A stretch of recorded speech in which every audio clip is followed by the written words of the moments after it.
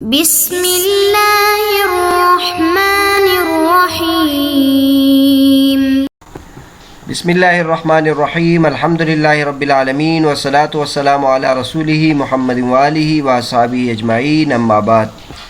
درس نمبر 123۔ آج کے سبق کا عنوان ہے مختلف اور مختلف کی بحث۔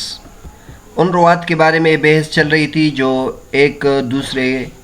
کے ساتھ مشابہ ہیں اور ان میں بظاہر غلطی ہو سکتی ہے، تو اس سلسلے میں محدثین نے مختلف انواع قائم کیے ہیں۔ آج ان میں سے ایک نوع مختلف اور مختلف کی بیان کریں گے۔ مختلف اور مختلف ان ناموں کو کہتے ہیں جو شکل و صورت کے اعتبار سے ایک جیسے ہوں لکھائی میں، لیکن بولنے میں اس کے اعراب وہ مختلف ہوں۔ حافظ ابن حجر رحمۃ اللہ فرماتے ہیں وَإِنِ اتَّفَقَتِ الْأَسْمَاءُ خَطًّا وَاخْتَلَفَتْ نُطْقًا سَوَاءٌ كَانَ مَرْجِعُ الْاخْتِلَافِ النَّقْطَ أَمِ الشَّكْلَ فَهُوَ الْمُؤْتَلِفُ وَالْمُخْتَلِفُ۔ اگر نام لکھائی میں ایک جیسے ہوں اور بولنے میں مختلف ہو، برابر ہے کہ اس اختلاف کی وجہ وہ نقطے ہوں یا اعراب ہو، تو اس کو مختلف اور مختلف کہتے ہیں۔ ائتلف یأتلف ائتلافاً، یہ اتفاق کو کے معنی میں ہے، اور مختلف اس کے الٹ ہے، یعنی وہ نام جو بظاہر ایک جیسے لگتے ہیں لیکن وہ مختلف ہیں۔ تو جیسے پچھلے نوع میں متفق اور مفترق کے بارے میں بتایا تھا، وہ نام جو ایک جیسے ہیں لیکن شخصیات جدا جدا ہیں، وہ تو پچھلے جو نوع تھا اس میں مکمل نام ایک جیسے ہیں۔ جیسے عبید ہے، عبید کے نام سے کئی راوی ہے، محمد ابن عبید، اور اس نام سے کئی روات ہیں، تو وہ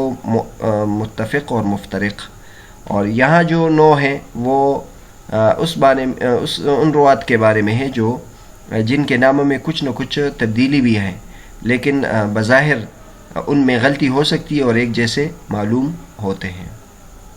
نیچے نور الدین عطر صاحب نے اس کی ایک روات تعریف کی اور اس کی مثال بھی دی ہے۔ وَهُوَ مَا تَتَّفِقُ فِي الْخَطِّ صُورَتُهُ وَتَخْتَلِفُ فِي النُّطْقِ صِيغَتُهُ۔ مختلف اور مختلف اس کو کہتے ہیں کہ لکھائی میں اس کی شکل ایک جیسی ہو اور بولنے میں اس کا جو صیغہ ہے وہ مختلف ہو، جیسے حزام اور حرام، یزید و تزید، اور برید اور برید۔ حزام اور حرام، اب حزام اور حرام میں جو الفاظ ہے، الفاظ ایک جیسے ہیں، البتہ جو پہلا لفظ ہے اس میں زا ہے اور اس میں را ہے، تو اس میں نقطوں کا بھی اختلاف ہے اور ساتھ ساتھ نطق کا بھی اختلاف ہے، یعنی بولنے میں بھی یہ ہا کی کسرے کے ساتھ ہے، وہ ہا کی فتح کے ساتھ ہے۔ اور اسی طرح یزید اور تزید، تو یزید اور تزید کے اعراب ایک جیسے ہیں، البتہ اس میں جو زا ہیں، ایک میں یا ہے، نقطوں میں اختلاف ہے، اور ایک میں تا ہے۔ اور اسی طرح برید اور برید میں تو نقطوں کا بھی اختلاف نہیں ہے، صرف اعراب کا اختلاف ہے۔ ایک معروف کا صیغہ ہے اور ایک وہ مجہول کا صیغہ ہے، یعنی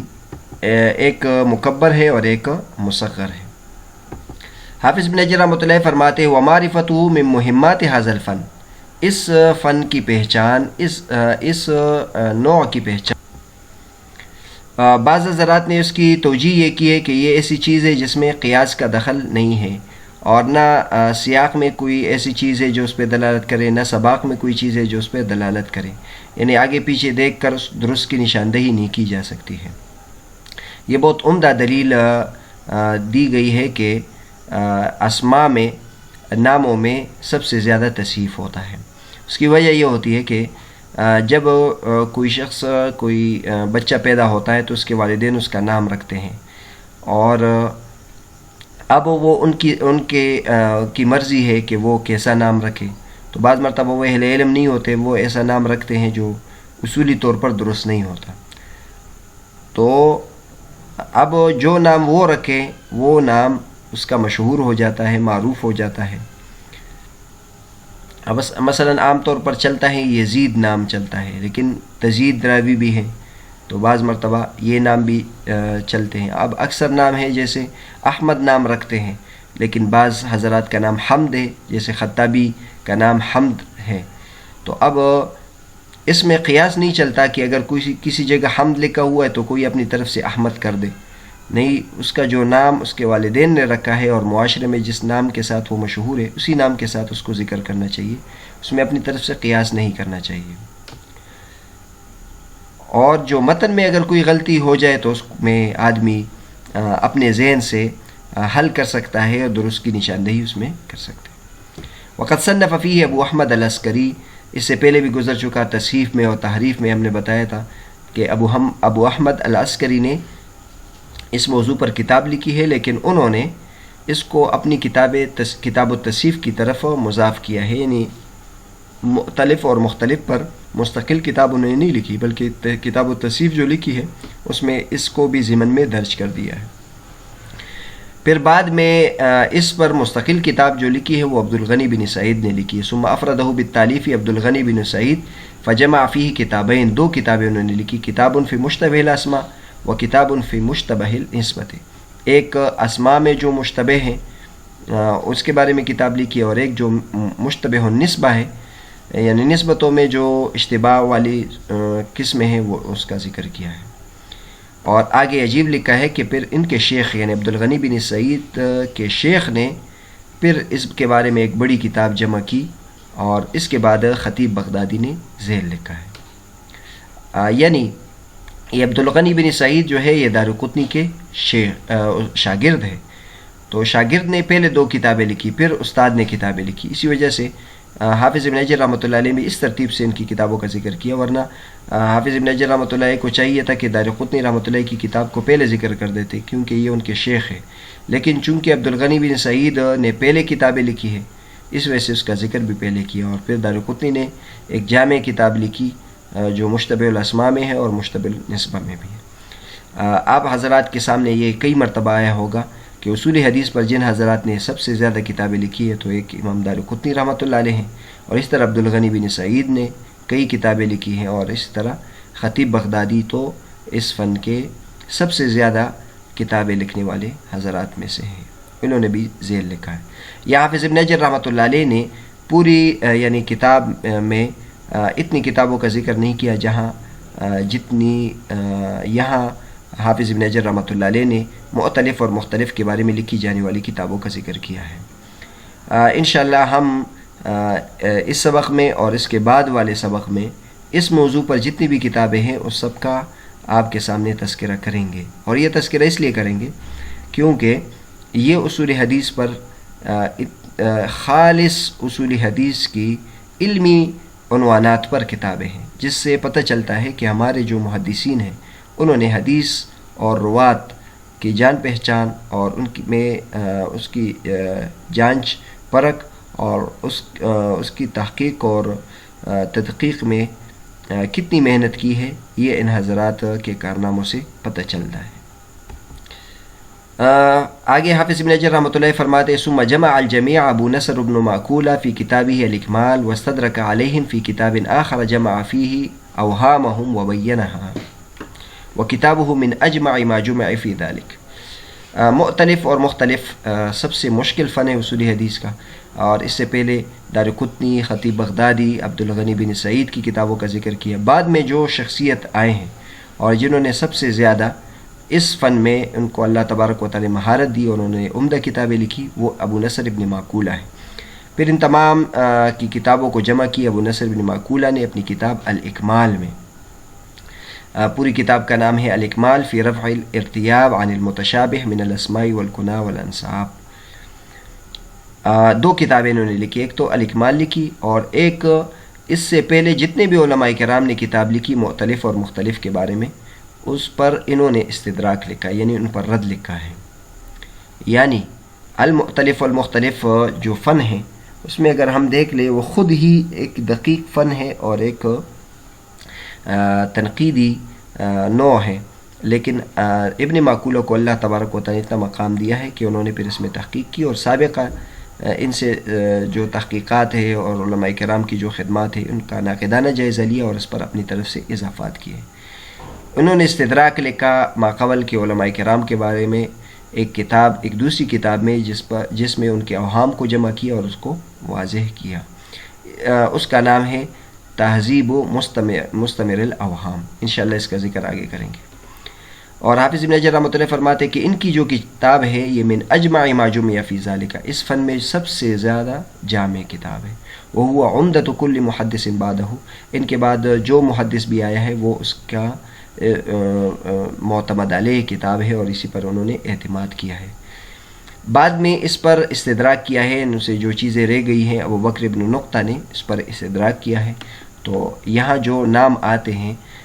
آ رہے ہیں یہ اس فن کے انتہائی ماہرین علماء کرام میں شمار ہوتے ہیں، تو ابو بکر ابن نقطہ بھی اس فن کے انتہائی ماہر ہیں۔ انہوں نے جو ان سے رہ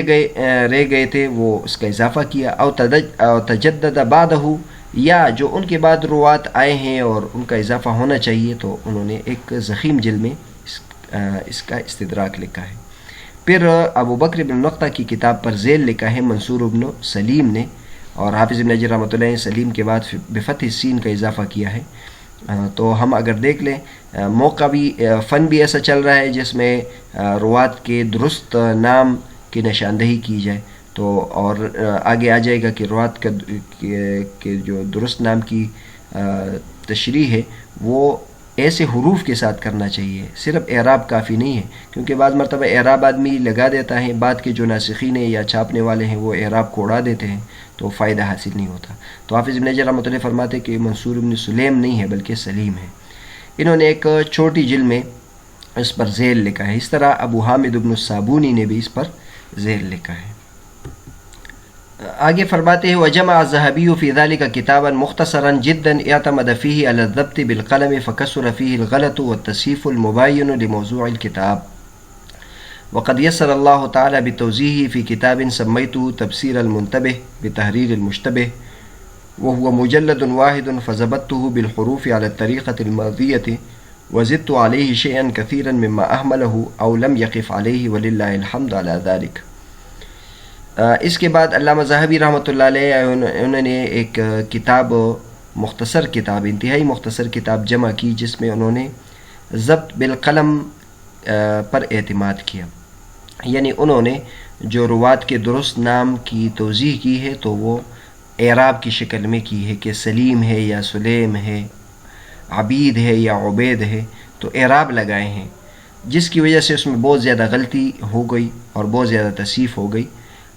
جو کتاب کے موضوع کے بالکل الٹ ہے۔ یعنی کتاب اس مقصد کے لیے لکھی گئی تاکہ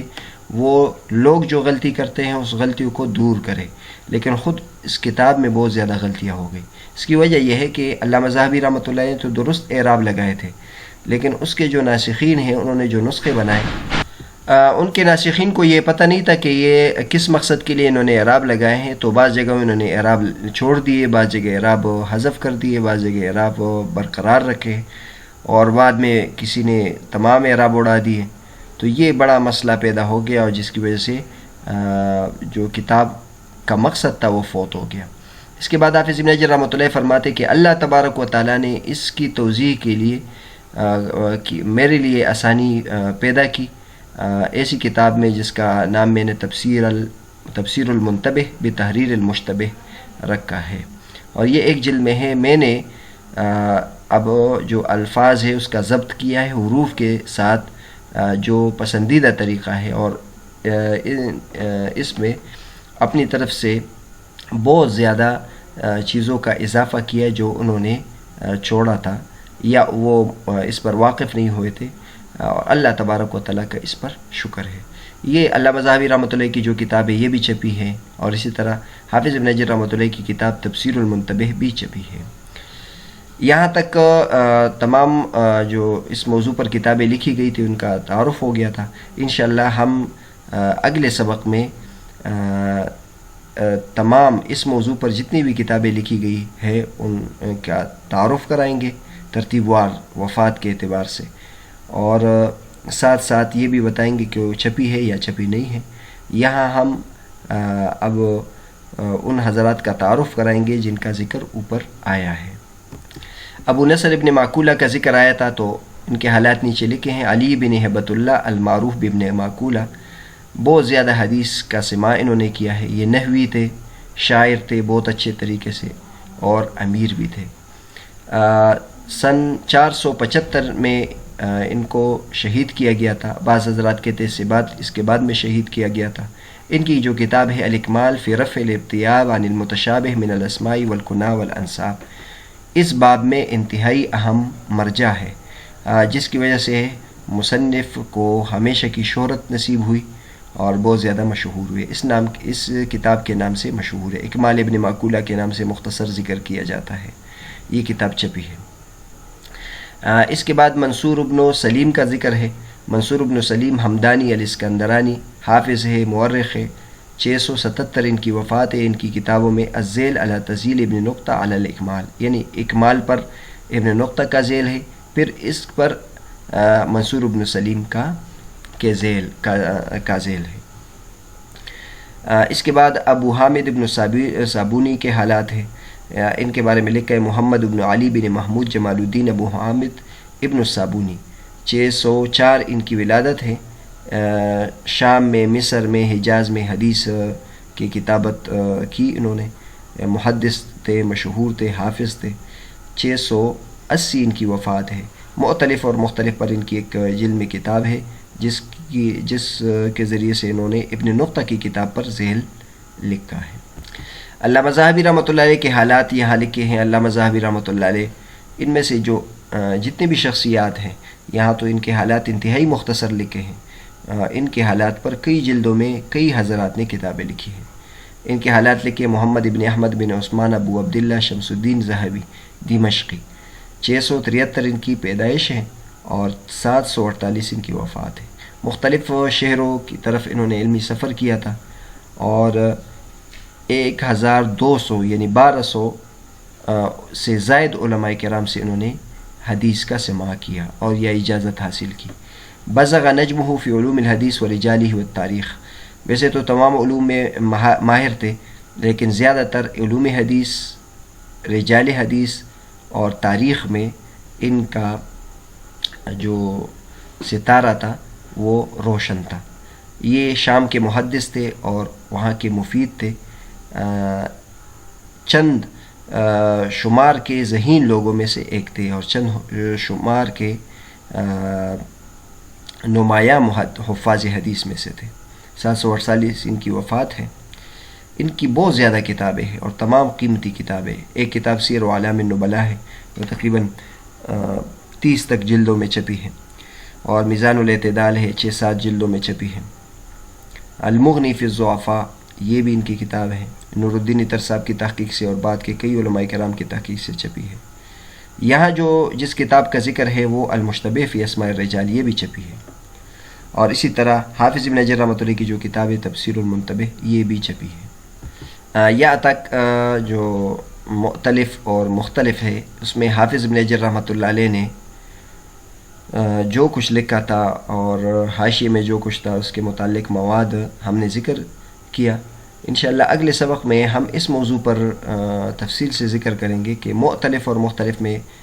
کن کن علماء کرام نے کتابیں لکھی ہیں، اور یہ تفصیل کے ساتھ اس لیے ذکر کرتے ہیں کیونکہ یہ ہمارے محدثین اور ہمارے مسلمان اہل علم کی خصوصیت ہے کہ انہوں نے ایک ایک شخص کی چھان بین اور اس کو ممتاز کرنے کے لیے اور مختلف قبائل اور مختلف جو نسبتیں ہیں ان میں فرق کرنے کے لیے اور ان کو ممتاز کرنے کے لیے کس قدر اہم کتابیں لکھی ہیں۔ اسی وجہ سے جو اس فن پر ہماری جو کتابیں تھیں، ہمارے کابرین کی کتابیں تھیں، جو مستشرقین ہیں اور دیگر مسلک کے جو لوگ ہیں، یہودی اور عیسائی ہیں، انہوں نے اس سے بہت زیادہ اعتناء کیا ہے اور اس کو بہت قدر کی نگاہ سے دیکھا ہے، ان کو اپنی تحقیقات سے شائع بھی کیا ہے۔